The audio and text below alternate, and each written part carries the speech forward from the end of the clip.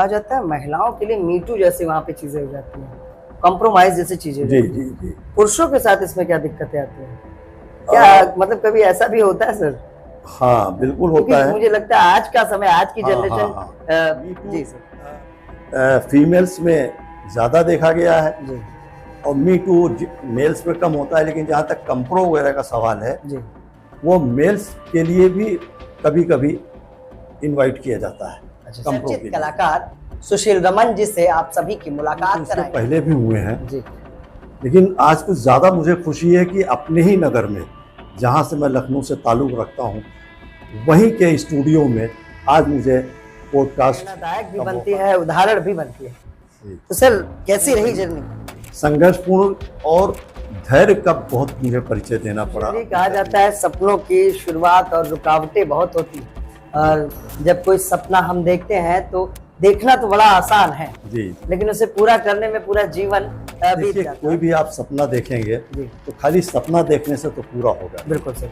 उसके लिए मुझे समय समय पे काम करना पड़ेगा और जीवन में बहुत सारी परिस्थितियां भी बनती बिगड़ती रहती हैं, तो उसके साथ में हमें अपनी प्लानिंग को भी मॉडिफाई है कि आज के युवा युवती स्ट्रगल करते हैं अपनी लाइफ में, बॉलीवुड इंडस्ट्री में।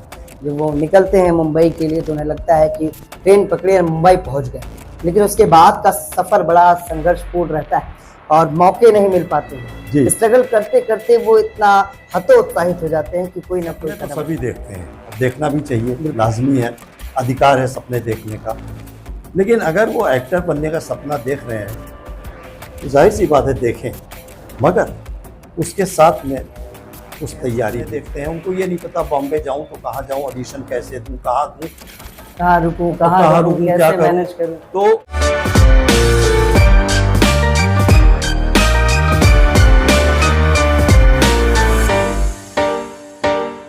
नमस्कार, मैं विक्रम और आज फिर एक दिलचस्प पॉडकास्ट के साथ आप सभी के बीच हम हाजिर हुए हैं। बॉलीवुड, टॉलीवुड और हॉलीवुड यानी सितारों की वो दुनिया जो जगमगाती हुई दिखती है और हम सभी का सपना होता है कि इस दुनिया का एक हिस्सा बन सके। लेकिन कहा जाता है कि फिल्मी दुनिया में कदम रखना तो आसान है, लेकिन उसमें कितना संघर्ष, कितना स्ट्रगल है, ये वही जानता है जो उन सभी कठिनाइयों से निपटकर सफल बन पाया है और आज भी कहीं ना कहीं संघर्षरत है। ऐसी ही एक मिसाल आज हमारे साथ स्टूडियो में मौजूद है। पॉडकास्ट में हम चर्चित कलाकार सुशील रमन जी से आप सभी की मुलाकात कराएंगे। नमस्कार। और उनके संघर्षों पर चर्चा करेंगे। सुशील रमन जी एक सरकारी कर्मचारी थे। उनका शौक इस कदर था कि रिटायरमेंट के बाद 1991 में उन्होंने मुंबई की ओर रुख किया। एक्टिंग की दुनिया में बड़े बड़े दिग्गजों के साथ उन्होंने सहभागिता निभाई और एक्टिंग में कदम भी रहा। आइए अपने खास मेहमान से आप सभी दर्शकों को रूबरू कराते हैं और उनकी जीवन यात्रा, उनके संघर्षों के बारे में और उनके द्वारा लिखी गई उन किताबों के बारे में जो आज चर्चा का विषय बनी है। क्योंकि हम सभी जब एक्टिंग करने जाते हैं, यहाँ मुंबई जो एक्टिंग की दुनिया कही जाती है, वहीं से शायद ही एक्टिंग की दुनिया की शुरुआत होती है। कैसे सफ़र करना है, कैसे क्या करना है, उन्होंने अपनी किताबों में भी जिक्र किया। पहले चर्चा करते हैं सुशील रमन जी से कुछ उनके बारे में हमारे दर्शकों के लिए। तो सुशील रमन जी क्या कुछ कहना चाहेंगे? बहुत बहुत स्वागत आपका। नमस्कार विक्रम जी, साथ साथ आपके चैनल के सारे दर्शकों को सुशील रमन जी का हार्दिक नमस्ते।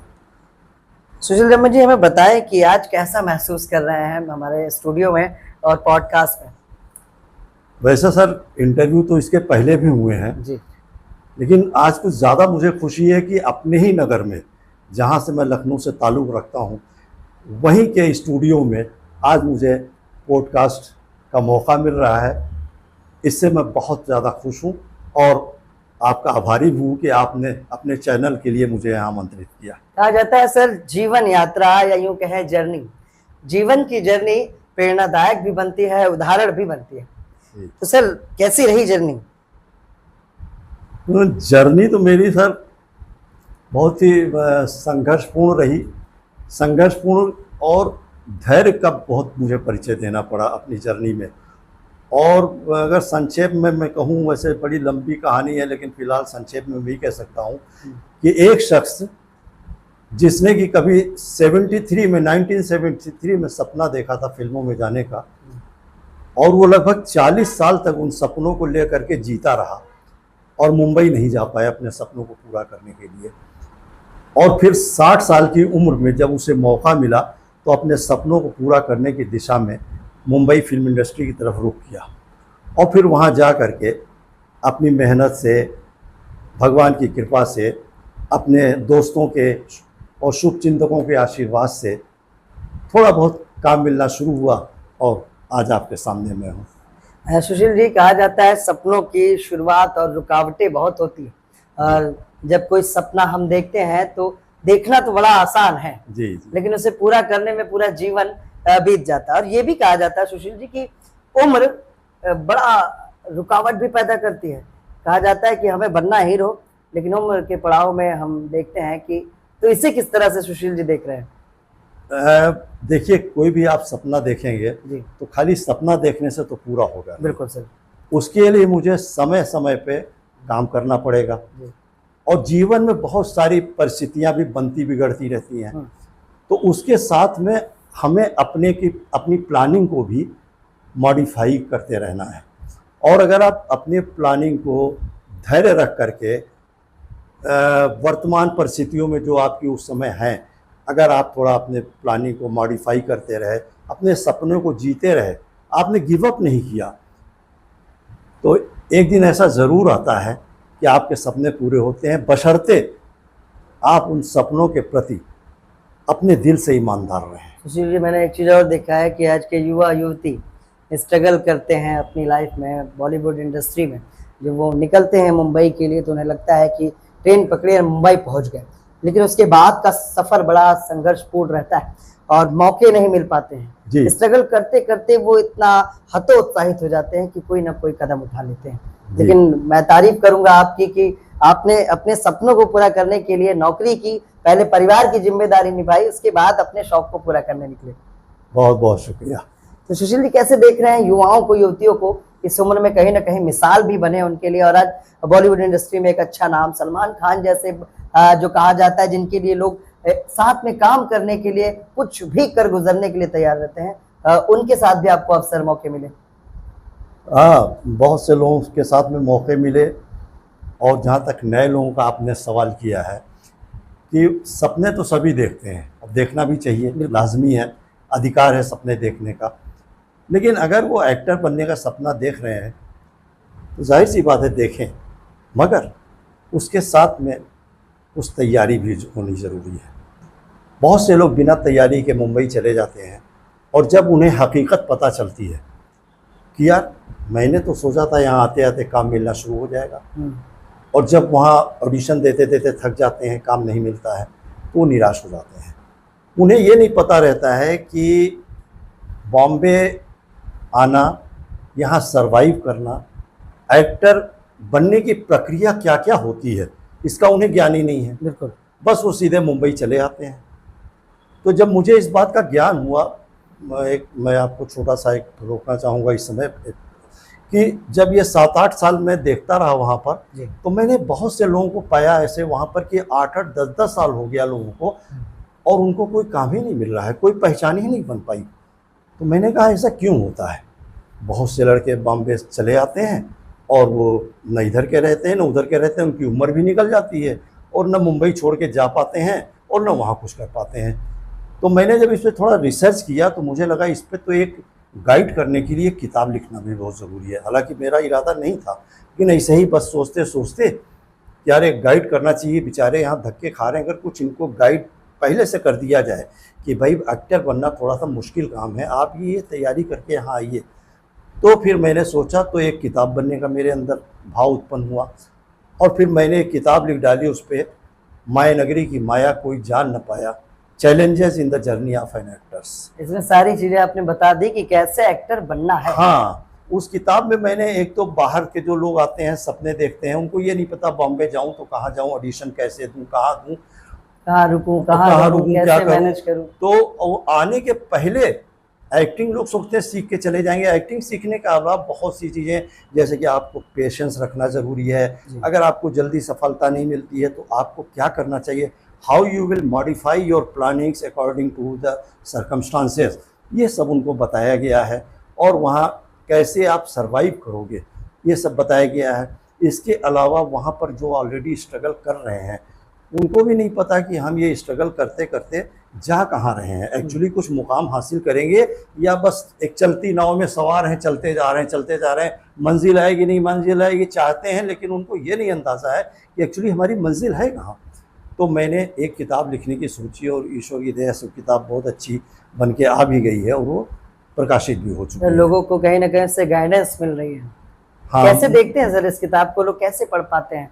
क्योंकि ये बड़ा अच्छा सवाल रहेगा उन लोगों के लिए जो एक्टिंग की दुनिया में जाना चाहते हैं या स्ट्रगल कर रहे हैं, या उन्हें लगता है अच्छा आधुनिक दौर में सोशल मीडिया में रील इंस्टा इसके माध्यम से जब वो वायरल हो जाते हैं तो कैसे सर पा पाएंगे वो? इसमें किताब में इसका भी जिक्र है कि एक लोगों को थोड़ी बहुत गलतफहमी हो जाती है कि अगर हम इंस्टा पे बहुत ज़्यादा अच्छी रील बना लेते हैं, फेसबुक पे बहुत अच्छी रील बना लेते हैं, या हम दोस्तों में बहुत ज़्यादा लोकप्रिय हैं, महफिल की शान बन जाते हैं चुटकुले सुना करके या किसी हीरो हीरोइन की कॉपी कर करके, ये थोड़ी सी एक लोगों के अंदर खुशफहमी कहिए गलतफहमी कहिए। तो उस पर भी मैंने प्रकाश डाला है कि फिल्म लाइन में एक्टिंग करना इन सबसे एकदम अलग चीज़ें हैं।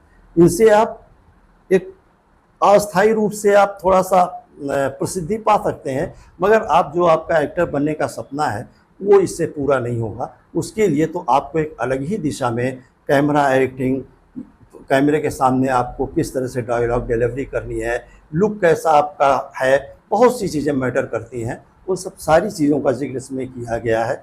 और अगर कोई इसे पढ़ लेगा तो मैं समझता हूँ कि उसको बहुत ज़्यादा ज्ञान हो जाएगा, उसे कहीं कुछ पूछने की ज़रूरत ही नहीं, क्योंकि ये प्रैक्टिकल रूप से लिखी गई किताब। अच्छा सर, हम लोग चर्चा कर रहे थे सपने और उनकी शुरुआत और रुकावटें। तो जब 1973 में ग्रेजुएशन के बाद एक्टिंग का सपना आपने देखा, लेकिन हालात ने आपको रोक दिया, उस समय क्या सोचते थे जब ये सपना अधूरा रह गया? मेरी कहानी तो सर बहुत विचित्र है। 1973 में मुझे लगता है आज का युवा सुनना चाहेगा सर।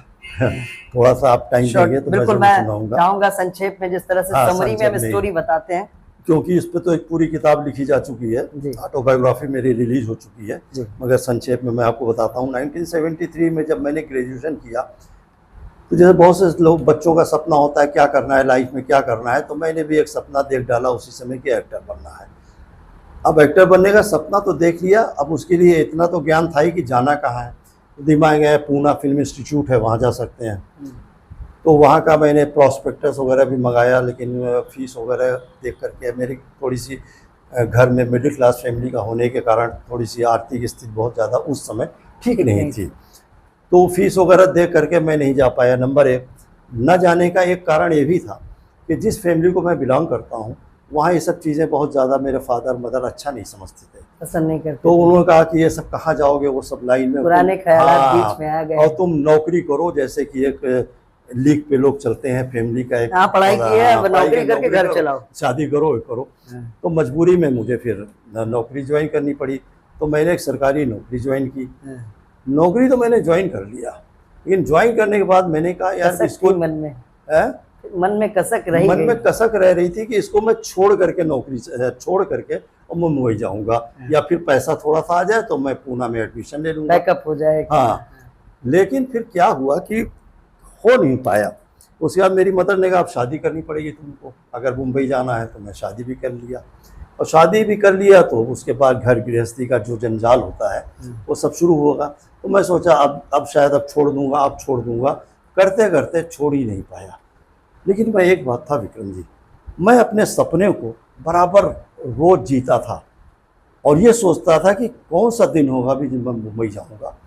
मतलब कभी मतलब उस दौर में कभी आपको ये लगा कि सपना शायद अब कभी भी पूरा नहीं हो पाएगा, ये लगने नहीं दिया आपने? नहीं, ये मुझे कभी नहीं लगा, क्योंकि मैं सपनों के साथ जीता था और इस उम्मीद में जीता था कि एक दिन आएगा मैं बॉम्बे जरूर जाऊंगा।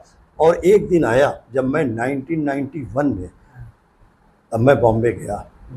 इवन मैं उस समय सरकारी सेवा में ही था, लेकिन मैंने छुट्टी ले करके मैं बॉम्बे गया और 2 साल में वहाँ रहा। और भगवान की मर्जी थी कि उन 2 सालों में मतलब बड़ा मुझे- जुआ खेल लिया आपने नौकरी के साथ। हाँ, मैं लीव विदाउट पे हो गया। हाँ। मेरी यहाँ से कंप्लेन हो गई ऑफिस से कि अब मुंबई चला गया हूँ, ये करता हूँ, उसके लिए भी बहुत ज़्यादा मुझे फिर लोग ये भी कहेंगे गैर जिम्मेदार हैं। हाँ, ऑफिसर ने बोला कि गैर जिम्मेदार है, उनसे मुझे झूठ भी बोलना पड़ा। फिर वो मान भी गए, फिर उनका अच्छा ठीक है आप 6 महीने और रहिएगा। वो सब मामला सबसाइड हो गया। मेरी ऑटोबायोग्राफी एक रिलीज हुई है, जी। एक असफल व्यक्ति की यात्रा, जी। उसमें इसका जिक्र है। अगर कोई मंगा के पढ़ेगा तो उसमें कि कैसे मैंने ऑफिस के साथ में कैसे इसको मैनेज किया। फिर 91 से 93 तक 2 साल में बॉम्बे में रहा।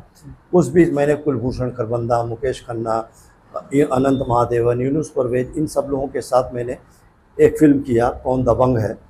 उसके बाद एक फिल्म और बन रही थी अक्षय कुमार श्रीदेवी की, जी। मेरी बीवी का जवाब नहीं, जी। उसमें मैंने प्रोडक्शन वर्क किया। जी। तो ये सब करते करते 2 साल हो गया, काफ़ी काम भी कर रहा था, लेकिन चूंकि ऑफिस का इतना प्रेशर था इसलिए मुझे 93 में फिर वापस आना पड़ा और फिर अपने सपनों को लेके जीना शुरू हो गया और नौकरी करना शुरू हो गया। अच्छा सर, आपने 40 साल तक, मतलब एक लंबा समय, मुझे लगता है कि आदमी 10 वर्ष अगर बीत जाए उसकी लाइफ के, कोई सपना हो तो मुझे नहीं लगता वो सपने जिंदा रख पाएगा अपने मन में, अपने दिल में सही बात। या अपने दिमाग पे। 40 साल सर कैसे जिंदा रखा, मतलब कैसे, क्या क्या प्रेरणा थी, कैसे मिलते थे उदाहरण?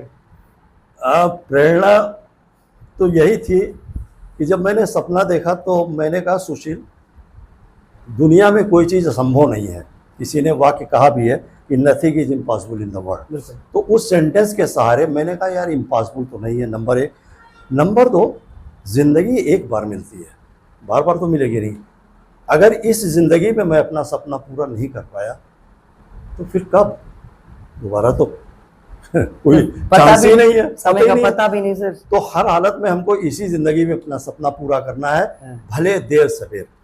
अब दूसरे जो आपका प्रश्न का दूसरा पार्ट है कि कैसे आप 40 साल तक कर पाए। 40 साल तक ऐसे ही कर पाए जैसे मैंने बोला कि मैं मुंबई जाने का सपना देखता था, प्लान करता था कि भाई ये हो जाए, उसके बाद थोड़ी स्थिति नॉर्मल होगी, फिर मैं मुंबई चला जाऊंगा।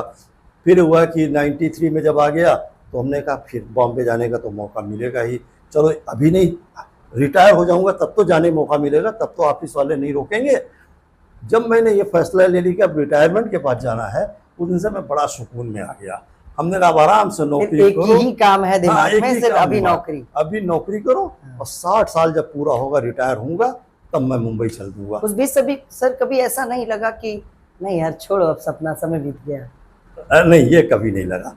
और उसका एक विशेष कारण ये भी था विक्रम जी, मैं ऐड करना चाहूँगा कि मेरा परिवार, मेरी मिसेज, मेरे 2 बच्चे तो खैर उस समय छोटे थे। बिल्कुल सर, मुझे लगता है एक पत्नी कहेगी कि अब ये क्या है, अब ये सब क्या कर रहे हो। हाँ, लेकिन मेरी पत्नी इस मामले में भगवान की दया थी या किस्मत मेरी कि मेरी पत्नी बहुत अच्छी मिली, जिन्होंने हर कदम पर, जीवन के हर क्षण मेरे साथ कदम से कदम मिला के चली और उन्होंने कहा कि नहीं, अगर आपका सपना है मैं आपके साथ में हूँ, आप जो करना चाहिए करिए।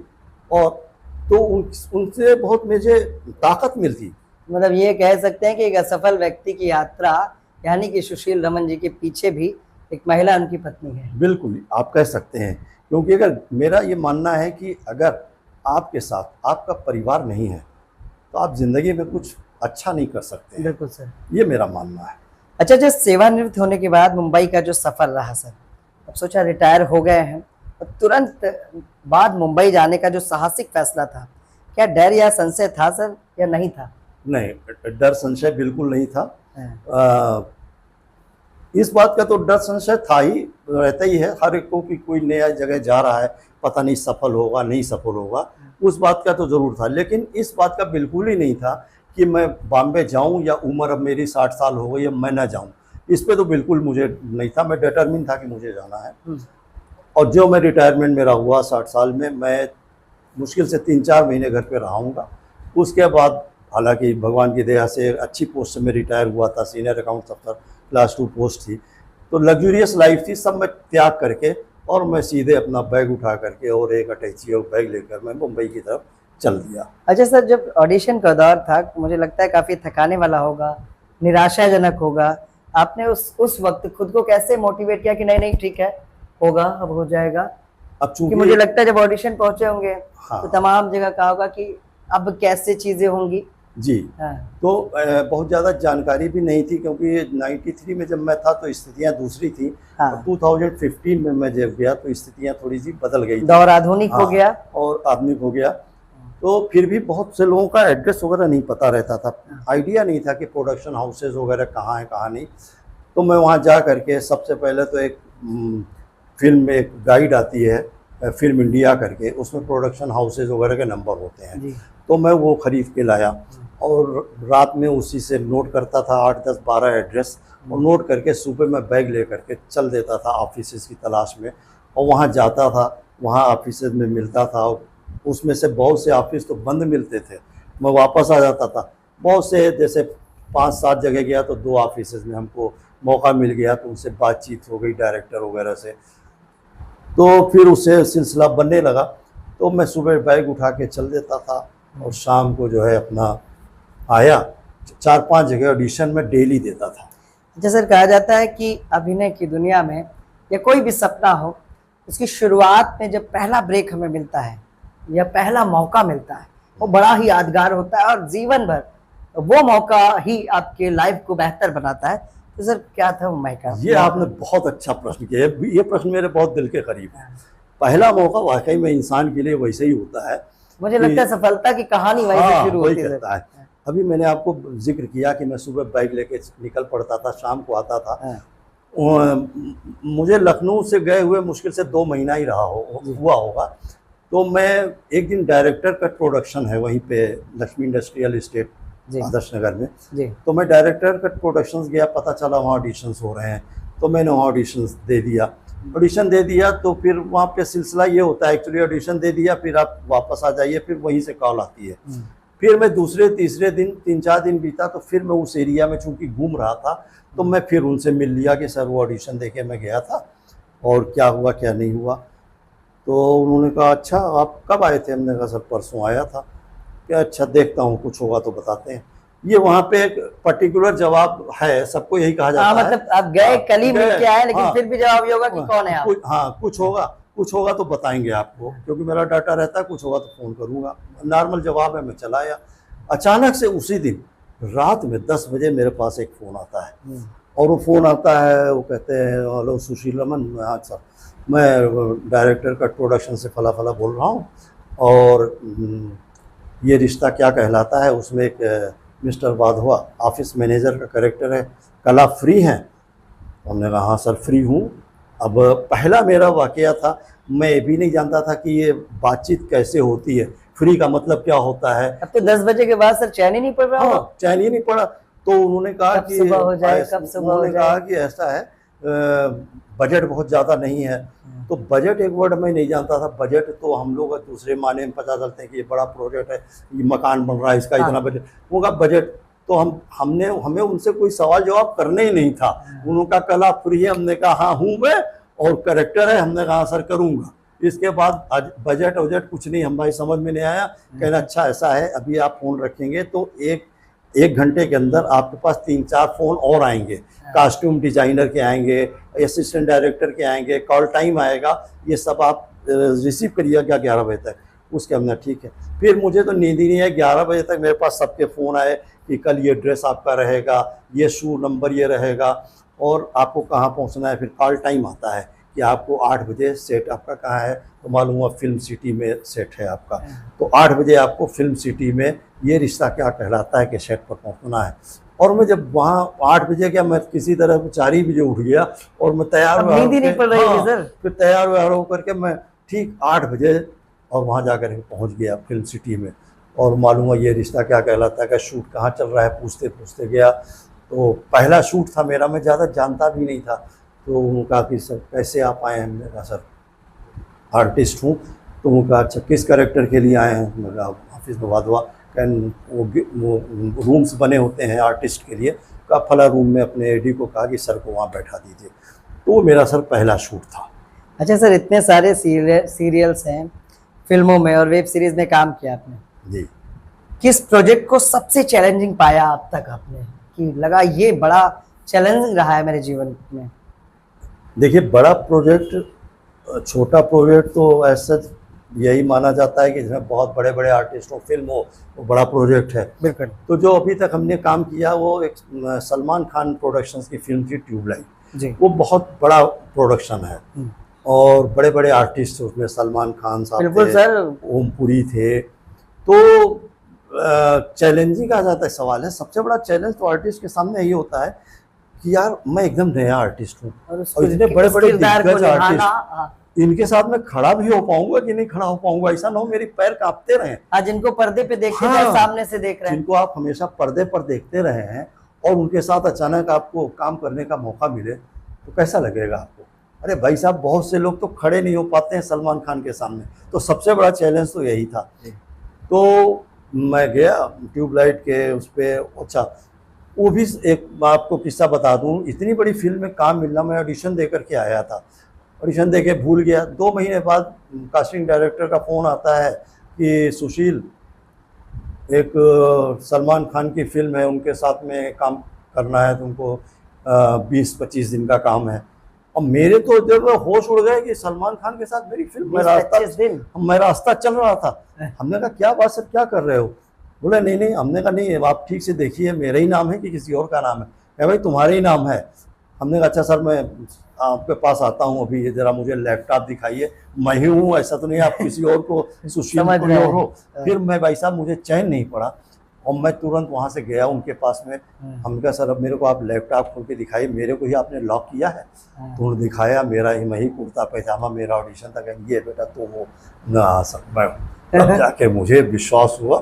उसके बाद में सलमान खान, ओम पुरी जी के साथ में करीब 15-20 दिन मेरा शूट हुआ फिल्म सिटी में। तो बहुत अच्छा लगा और बहुत चैलेंजिंग रहा। अच्छा सर, सलमान खान, ओम पुरी, शबाना आजमी है जैसे दिग्गजों के साथ काम करना कैसा एक्सपीरियंस रहा सर? कहा जाता है कि स्वभाव सबसे महत्वपूर्ण है जी, और हम फिल्मी दुनिया में पर्दे पर तो उनका स्वभाव हमेशा ही अच्छा देखते हैं, लेकिन साथ में काम करने का अनुभव, उनका स्वभाव कैसा रहा सर? कैसा अनुभव रहा मतलब कुल मिलाकर सर? देखिए, बड़े लोगों के साथ आप जब भी काम करेंगे तो आपको बहुत कुछ सीखने को मिलेगा। पंक्चुअलिटी सबसे बड़ी, पंक्चुअलिटी, डिसिप्लिन। हो सकता है हम अपने को बड़ा डिसिप्लिन समझ रहे हों, लेकिन जब मैं अपने से बड़े कलाकार को देखता हूं तब मुझे समझ में आता है यार, इतने बड़े कलाकार होने के बाद भी मैं तो इनसे डिसिप्लिन में कहीं उतर नहीं रहा हूँ। अम्मा सीरियल एक आया था जिसमें मैंने शबाना आजमी के साथ काम किया। अम्मा सीरियल में कई दिन काम किया।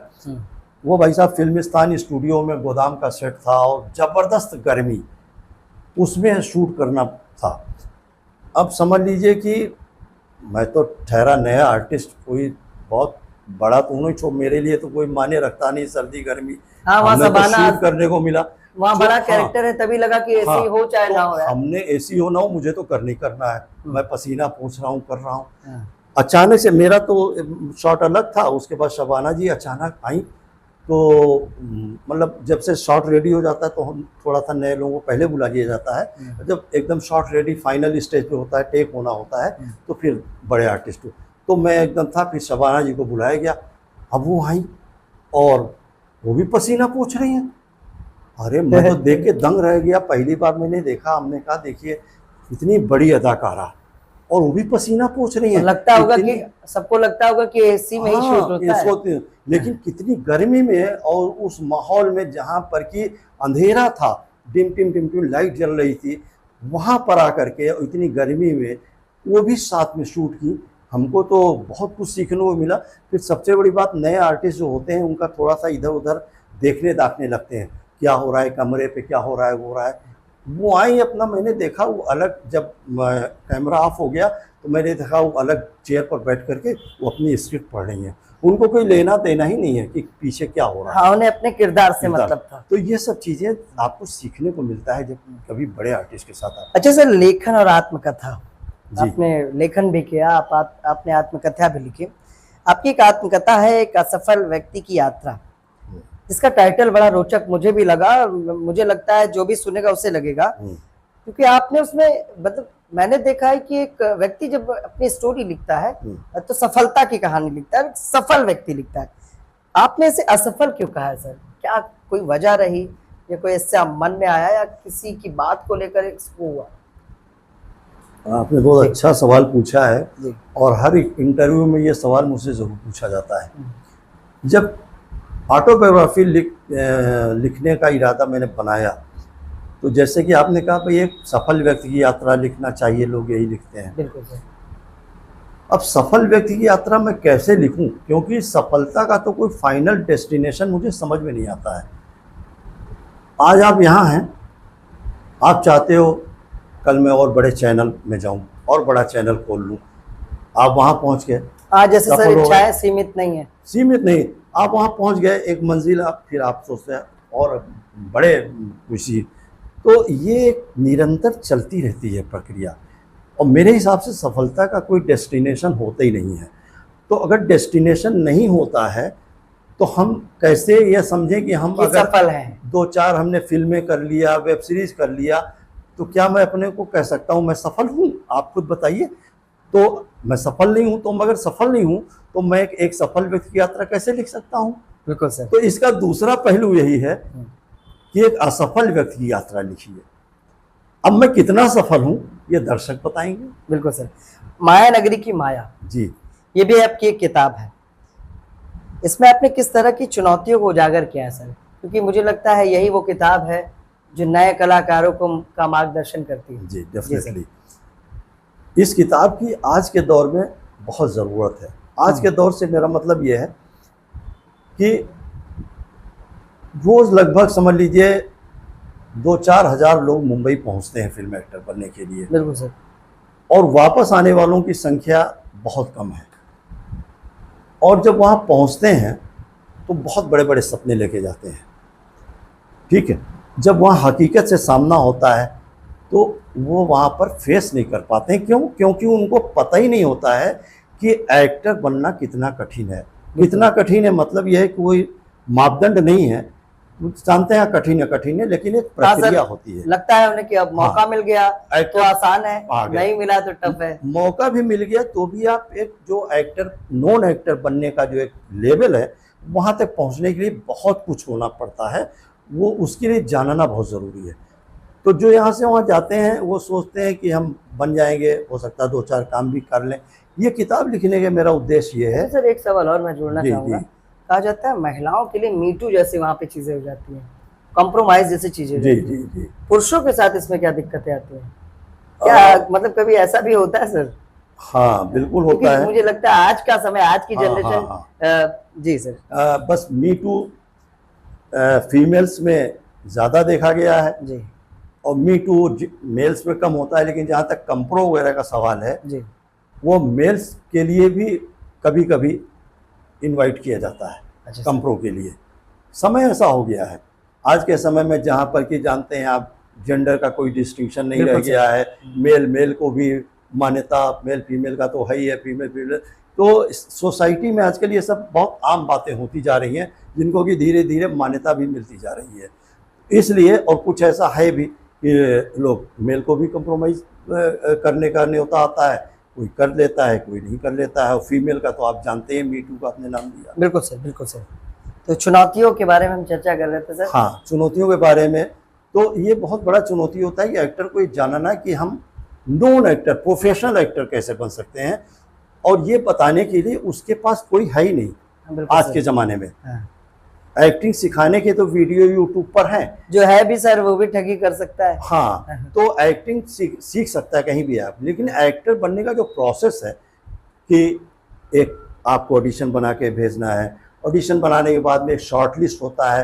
500 लोगों में से पता चला 50 लोग शॉर्ट लिस्ट हुए, 50 लोगों में से 10 लोग आपके बाद फिर वो ऑडिशन देने गए फाइनल, उसमें से 4 लोगों का ऑडिशन डायरेक्टर को भेजा गया, उसमें से एक आदमी सेलेक्ट हुआ, बाकी 499 लोग फिर वहीं आ गए। तो इस तरह की प्रोसेस को बताने के लिए कोई मार्गदर्शक नहीं था। तो मैंने कहा एक किताब इस पर लिखी जाए जो उन व्यक्तियों को एक अच्छा सा मार्गदर्शन करे, और जो वहाँ पे रह रहे हैं वो भी इतने ओवर कॉन्फिडेंस में रहते हैं कि हमको एक दिन सफलता मिल जाएगी। लेकिन वहाँ रहने वालों को भी ये किताब किस तरह से फ़ायदा करेगी कि आप एक 5 साल 6 साल आप एक समय बिताएं और फिर आप देखें कि हम कहाँ पर हैं। अपने को समय समय पे अपने को आप क्या करिए, वैल्यूएट करते रहिए कि हम कहाँ थे, कहाँ हैं, कहाँ जाना चाहते हैं। अच्छा सर, राइटिंग है, मैंने लेखन और अभिनय जी। इन दोनों में से सुकून कौन देता है? दोनों ही देते हैं, या मतलब दोनों में से कोई एक चीज फेवरेट है? समझ नहीं पाया इधर फिर जैसे से। राइटिंग, लेखन आप करते हैं, हाँ, किताबें हाँ, लिखते हैं, हाँ, आत्मकथा लिखते हैं, तो मुझे लगता है लिखने का बड़ा शौक है हाँ, आपको, हाँ। तो उसमें ज्यादा आनंद मिलता है, लगता है कि अभिव्यक्ति की स्वतंत्रता मिलती है, या अभिनय में मिलती देखिए है? दोनों में प्रसन्नता मिलती है, हाँ, और दोनों को व्यक्त करने का माध्यम अलग अलग है। जी सर। बुक से आप अपनी ख्यालात, अपने विचार, अपने काल्पनिक चीज़ों को आप बुक के माध्यम से उसमें रिकॉर्ड कर सकते हैं। जी। और वही चीज़ जो आपने लिखा है, या फ़र्ज़ कीजिए किसी और ने लिखा है स्क्रिप्ट के ज़रिए, उसको मैं समझ करके अगर उसको पर्दे पे दिखाने की कोशिश करता हूँ, तो एक वो अलग माध्यम हो गया अपनी कल्पना को जीने का। तो दोनों माध्यम अलग अलग हैं, दोनों के खुशियाँ, प्रसन्नता अपनी अपनी जगह पर है। अच्छा सर, भविष्य की योजना है, फिल्म स्क्रिप्ट है, आपने हाल ही में एक फिल्म की स्क्रिप्ट भी पूरी की है, उसके बारे में कुछ बताना चाहेंगे हमारे दर्शकों को? हाँ, हमने अभी एक स्क्रिप्ट लिखी है, और उस पे प्री प्रोडक्शन का काम भी चल रहा है, और मैं चाहता हूँ कि वो भी बहुत मोटिवेशनल, एक्चुअली मेरा थोड़ा मोटिवेशनल में, और मोटिवेशनल प्लस रियलिटी को ले करके हम कुछ करते रहते हैं, करना चाहते हैं। जी। तो मैं चाहता हूँ कि वो फिल्म बने और वो लोगों तक पहुँचे, और वो बहुत ही कॉमेडी भी होगी, मोटिवेशनल भी होगी, शिक्षाप्रद भी होगी। आने वाले समय में सर जी। अब किन नए प्रोजेक्ट्स में दिखने वाले हैं हमारे दर्शकों को, लोगों को? देखिए ये लाइन ऐसी है विक्रम जी कि बताएं बातें कैसे? तो बहुत होती रहती हैं। जी। अब जैसे मेरी भी कई प्रोडक्शन हाउसेस से भी अगर बात करूं, तो कल ही मेरे पास में, मैं लखनऊ में हूं लेकिन बॉम्बे से मेरे पास एक फ़ोन आया कि आप 3-4 महीने के लिए अवेलेबल हैं, एक कैरेक्टर है। तो मैंने कहा हाँ ठीक है, मैं आ जाऊंगा। तो उन्होंने भेजा, मैंने यहाँ से ऑडिशन बना के भेज दिया। तो ऐसे चलता रहता है। अब वो फाइनल नहीं हुआ है, अब वो एक कोई सीरियल का, कोई कंटिन्यूटी का कैरेक्टर है। ऐसे ही कई जगह से वेब सीरीज़ के लिए बातें चल रही हैं, फिल्म के लिए बात चल रही है।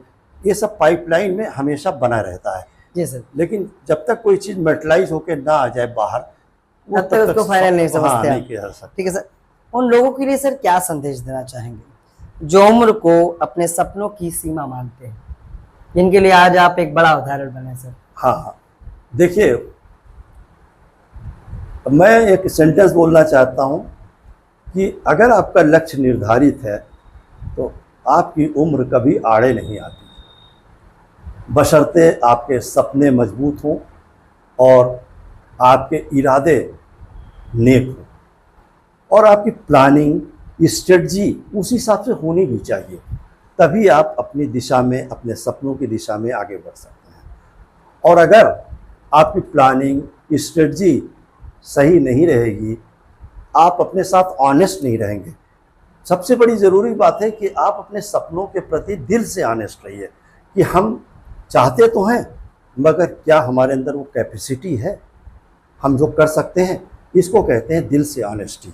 सर आज अगर आप अपने 25 साल के खुद से मिले, यानी कि यूं लगे कि 25 साल का सुशील रमन एक्टर सामने मेरे खड़ा हो गया, तो सर क्या कहना चाहेंगे उनसे? 25 साल मतलब का, लगा कि मेरी जवानी, ये मेरी जवानी है सर, और ये मैं हूँ 25 साल का, तो उससे क्या कहना चाहेंगे सर? मैं तो यही कहना चाहूँगा कि पता नहीं उसको मैं उस वक्त की गलती कहूँगा या गलती नहीं कहूँगा, लेकिन अगर मुझे मौका मिलेगा तो मैं फिर सीधे 100% 25 साल की उम्र के बाद ही 100% अपने फिल्मी दुनिया के स्ट्रगल में घुस जाऊँगा, और इतने साल स्ट्रगल करके जो एक अच्छा मुकाम बनाना चाहता था वो मैं मुकाम बनाऊँगा। सर अंतिम है, पॉडकास्ट के माध्यम से आप अपने दर्शकों और हमारे पाठकों को क्या कुछ संदेश देना चाहेंगे, क्या कुछ कहना चाहेंगे सर? देखिए मैं आपके पास एक तो बैठा हूँ साक्षात, जिसने कि 40 साल तक निरंतर सपने देखता रहा और 60 साल में रिटायर हुआ। उसके बाद अपने पूर्व देखे गए सपनों को पूरा करने की दिशा में लगा हुआ है, अभी भी लगा हुआ है, और आप लोगों का आशीर्वाद रहा तो इसी तरह आगे बढ़ता रहूँगा। तो आपको आगे बढ़ने के लिए, चाहे फिल्मी दुनिया हो, चाहे कोई भी दुनिया हो, आपका सपना किसी और क्षेत्र में भी हो सकता है। आप उम्र को अपने सपनों पर हावी कभी मत होने दीजिए। उम्र जस्ट ए गेम नंबर। कुछ नहीं है। कोई लोग सोचते हैं कि मैं 40 साल में सोचते हैं अब तो यार बूढ़ा होने लगा हूँ, बूढ़े हो जाते हैं। और अगर 60 साल बाद भी आप सोचते हैं नहीं ये तो नंबर है यार, 60 साल 65 साल 70 साल होता रहेगा, मुझे अपनी ज़िंदगी जीनी है, फिर आप खुल के अपनी ज़िंदगी जिएंगे। कोई ऐसी बात सर जो हमारे दर्शकों को बताना चाहे जो हमारे शायद पॉडकास्ट में छूट गई हो सर, जो कहीं ना कहीं एक संदेश, एक मैसेज या उदाहरण बन सके?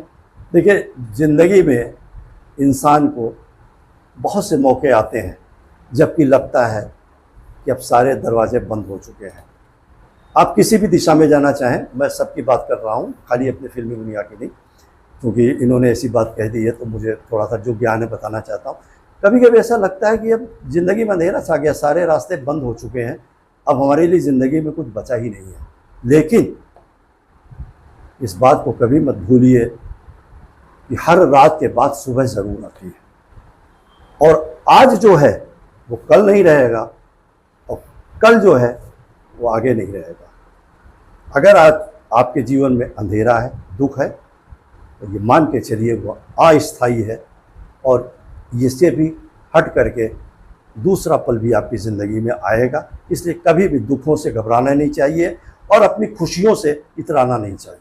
बहुत बहुत धन्यवाद सर हमसे बात करने के लिए। धन्यवाद, आपने मौका दिया, और साथ में आप सभी का भी शुक्रिया।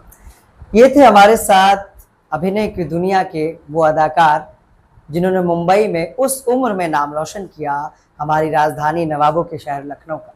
चर्चा इस किताब पर भी, माया नगरी की माया, light camera action, challenging in the journey of an actor. मतलब अगर आपको अभिनय की दुनिया में काम करना है तो ये किताब आपको उपलब्ध होगी अमेज़ॉन जैसी वेबसाइट पर, जहां से आप इस किताब को परचेज भी कर सकते हैं और ऑनलाइन ई बुक के माध्यम से भी पढ़ सकते हैं। तो जल्दी से इस किताब के बारे में जाइए और सर्च करिए, और अगर आप भी एक्टर बनना चाहते हैं तो ज़रूर इस किताब को पढ़िए। एक असफल व्यक्ति की यात्रा, ये किताब इसलिए मैं दिखा रहा हूँ कि मैंने जब इस किताब को पढ़ा, इसकी 4 लाइन से ही मुझे ये लगा कि यार एक्टर बनना इतना आसान है।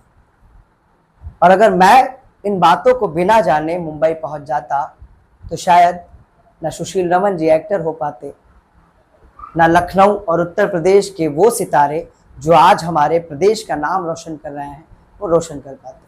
सभी ने अपनी लाइफ में स्ट्रगल झेला, लेकिन आधुनिक दौर में जब वो माध्यम हमें मिल सकते हैं कि हमें क्या, कब, कैसे करना है, तो मुझे लगता है हर उस व्यक्ति को जिसे भी ये शौक है या उनके सपने हैं, उसे पूरा करने के लिए इस किताब को एक बार ज़रूर पढ़ना चाहिए। उम्मीद है हमारा ये पॉडकास्ट जानकारी से भरपूर होगा और आपके लिए प्रेरणादायक होगा, और एक सफल असफल व्यक्ति यानी कि सुशील रमन जी की जो जीवन जर्नी रही, जो उनके बड़े बड़े कलाकारों के साथ एक्टिंग का एक्सपीरियंस रहा, और आज भी मुंबई जैसे शहरों में जाकर हमारे प्रदेश का, देश का और लखनऊ का नाम रोशन करते हैं। आज के लिए बस इतना ही, फिर आपको मिलाएंगे अपने किसी खास मेहमान से अपने पॉडकास्ट के अगले एपिसोड में। बस नमस्कार।